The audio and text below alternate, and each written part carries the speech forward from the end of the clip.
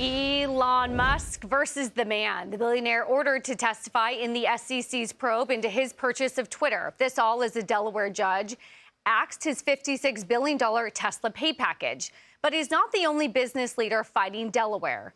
Big shareholders are bumping heads with the state, so Nevada and Texas are wooing them to reincorporate there. I'm pleased to say joining us now, O'Leary Ventures chairman Kevin O'Leary. Kevin, should businesses seriously be looking at incorporating in Nevada or Texas over the long-standing, traditionally thought Delaware? Absolutely. This changed everything as far as I'm concerned. The traditional place to incorporate was always Delaware because of stable policy. We never had cases like this that questioned the will of directors or compensation of audit committees. And all of a sudden, this ruling changes everything. It takes Delaware from the winner state column to the loser state column.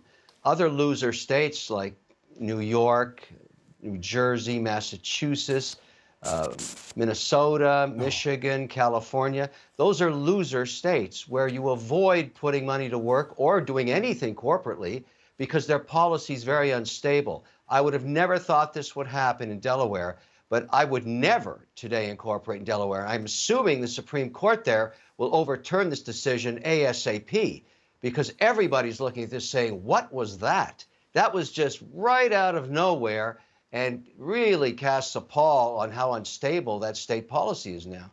Kevin, as a Minnesotan, I hate to hear my state on your loser list, but I actually can't disagree with you. I think you're exactly right on that. But I do want to get your take on something else. You got parents today paying for their adult children's bills. Listen to this.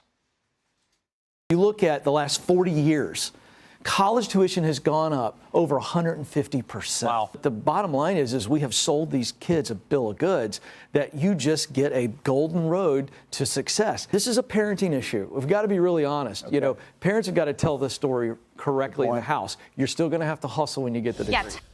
Kevin, I totally agree that young people are facing big challenges. The housing market's tough. A lot of them do have student debt.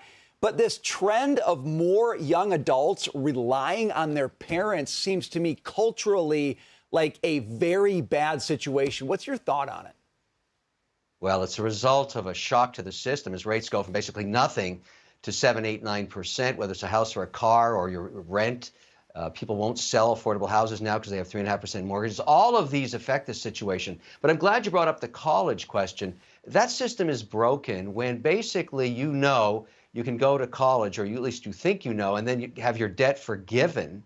That seems insane. And I think the pressure now is, why, instead of me as a taxpayer bailing out anybody on a college degree, why don't the colleges guarantee that debt? Why don't you force colleges to do it, college by college? And I'm not involved as a taxpayer. If you want to borrow money from a college to go and get an education, great.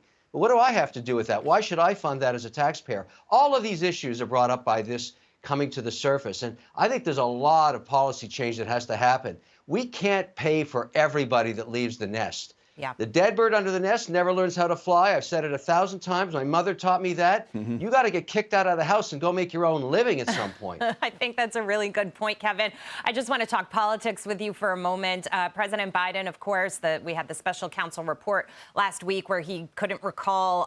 It did not make him look good. We're talking about his age, his mental capacity as well. I'm wondering if you think that he will eventually be the Democrat nominee that is on the ticket in 2024 in November, because many are saying this was it. This was his nail in the coffin. I'm glad you brought this up because I look at it through the lens of an investor. And what matters to me is not politics, policy matters. And in fact, this morning we were looking over our portfolio thinking increasing more exposure to energy, because if there's an administrative change, this will be a very good sector. It's trading at such a discount to the S&P right now. And so that's the kind of thing I think about. Now, regarding my thought on the Biden ticket versus the Trump ticket, if that's the way it ends up for Trump, I mean, Nikki Haley's still out there, but you never know what's going to happen there either. But before he comes off the ticket, I would assume he would swap out his vice president. Kamala Harris is immensely unpopular. And so if you're an independent, she's unpopular on all sides of the ticket from both parties. And so if I was going to vote for Biden, and I'm concerned about longevity issues, which you just raised, and obviously they're being raised, why not put somebody there that I would want to have as a president? And so that way he could stay on the ticket. I'd have less concern about longevity issues. But the way this ticket is now, I think there's a lot of risk on longevity issues because you don't like the #2 position, whoever you are. I mean, she's the most unpopular president in history. It's a tough one. We're going to be watching as this drama, it's a saga, really. It all unfolds right before our eyes. Kevin O'Leary, thank you so much for being here. Always great to see you. Take care. All right.